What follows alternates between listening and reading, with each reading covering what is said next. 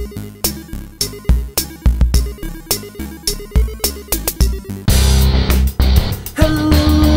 this is the Black White Soul. This is my review of NXT that aired early in the hours of the 25th of April.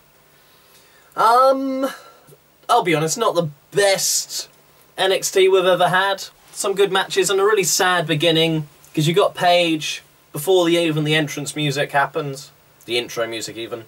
You've got Paige with the two titles, the Women's and the Divas, and then JBL comes up to her and is like, "Oh, you've done such a good job, well done," and like Paige is like, "Yeah, I'm really happy to be the first ever dual champion for the Divas." And then JBL is, "Well, we need to take the title off you. With the Divas title, you're going to be off around the world defending it, and the NXT title needs to stay here in sort of the training area kind of thing." Paige is not happy to hear this, and she's like, "Well, I don't deserve it to be taken. I want to fight for this title. I'm willing to fight to the end with this title." And then JBL's just like, he's being so nice here. Just really oddly nice. Like, he's not exactly a heel, but he is just a bit of an arrogant bastard. But here he's just coming across, "Oh, I'm so sorry, just we really need that title back, please, if you wouldn't mind." And eventually Paige relinquishes the title. She's like, "Wait a second. There you go." And like JBL says, there's going to be a Divas like tournament to win the title off her. So actually, she's the first ever NXT Women's Champion, and she is undefeated with that title. That is quite an impressive start to your career. Then after this, we get the roar of the crowd. Brr, brr, brr. I really love the NXT intro music, much better than like SmackDown's. I can't even remember Raw's off the top of my head. I think it's the best music out of the free shows. And then the show starts off with Lana. Yeah. A little Russian hussy. Of course, she brings out Alexander Lopez. He's going to be fighting some guy called Travis Tyler that looks like he belongs in the cast of Saved by the Bell. He is some sort of early 90s, late 80s, just old school wrestler. Actually reminds me a little bit of Sparkplug Bob Holly. He was one of my favourites back in the day. In the Attitude Era, you might know him a bit better as Hardcore Holly, but back when he was Sparkplug Bob Holly, the racing car driver, with a glorious mullet. Yeah, this guy just gets murdered by Rufus. And then, I don't give a shit, camel clutch is applied, and it's over. Yeah, just keep building him up. Nothing much else to say about that match. And we're backstage with Devin Taylor, and there's a party going on, yeah? She's there and she's waiting for the arrival of Adam Rose. Who doesn't want you to be a lemon? Be a rosebud. Yeah, he's just overly campy British rock star kind of thing. It's a good gimmick, but doesn't exactly make for threatening promos. It's like, "Oh, Camacho, you're a party pooper." And yeah, it's really Camacho. Does anyone care about that guy? But anyway, it's a little vignette of Adam Rose, and I'm always happy to see Devin Taylor. She makes me smile. After this, we get Charlotte and Sasha Banks are coming down to the ring, and they are about to face Emma, who's about to announce her tag team partner, and it is commercial break.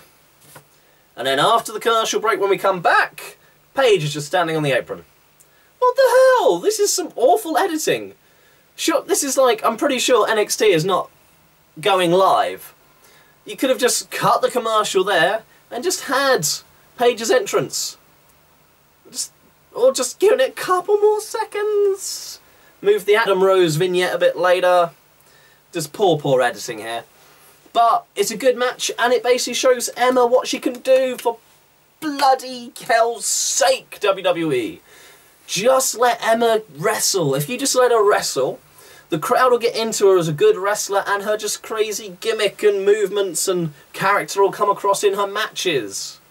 She doesn't have to just be paired with Santino for a 5-second fun fest. There's a really nice leg lock section.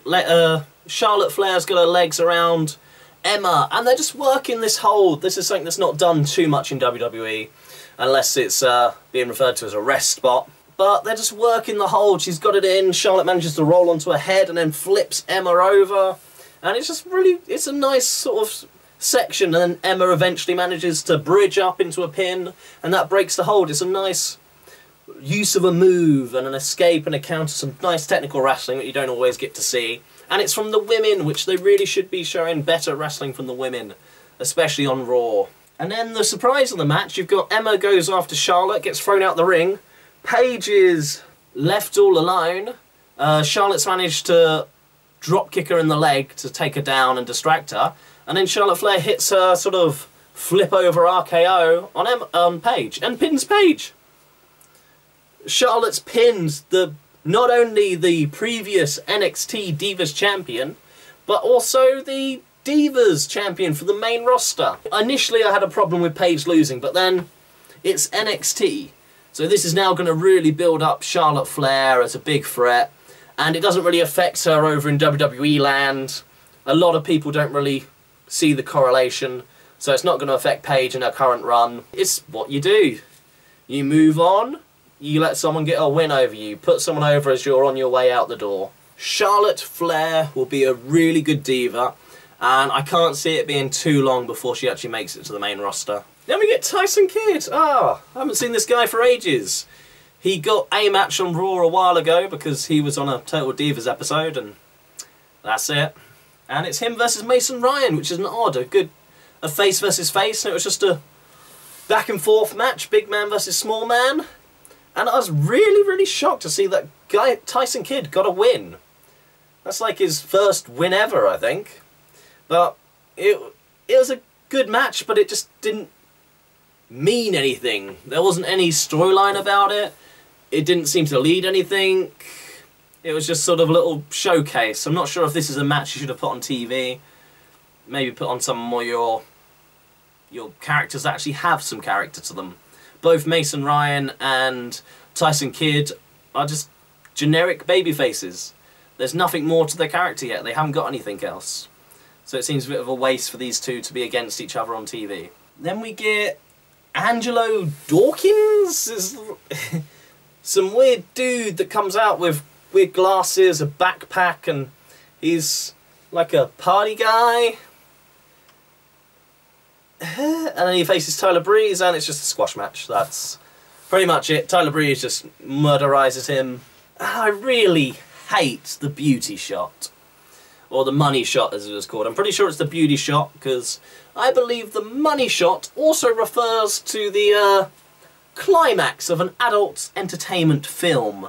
So I don't think WWE would like a move named after that. Well, in this era. Back when Val Venus was doing it, it made perfect sense. But Tyler Breeze, let's leave it as the beauty shot, not the money shot. But it's an awful finisher. It's just a, like, jumping heel kick. That's just like a lot of wrestlers' generic standard move. I'm not liking this, WWE.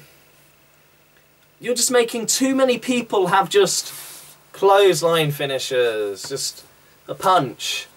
Like, some of them really work, like Sheamus's bro kick, Bad News Barrett's ball hammer elbow, Kofi Kingston's Trouble in Paradise, they work. Adam Rose's clothesline is awful. That's just a bad use of it, and just, this is an awful move. It's just a generic kick, and you can't just use it as a finisher. Oh, then they show that after the match last week on NXT, Adrian Neville got attacked by Brodus Clay, and he knocked his teeth out. Literally, he's like missing the first 2 free teeth. And in this video, you see the teeth laying on the floor next to him. And you don't even see what he did, you just sort of see him getting pulled off and moving away. What the hell happened there? So I assume next edition of NXT we'll actually find out what happened there, and maybe if Adrian Neville is actually going to be off for a bit of this, because these have like been knocked out of his face.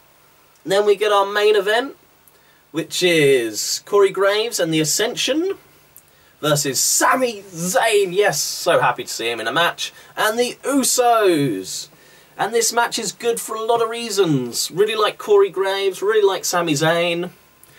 And then this is the Ascension's first test, and I think the Ascension do well.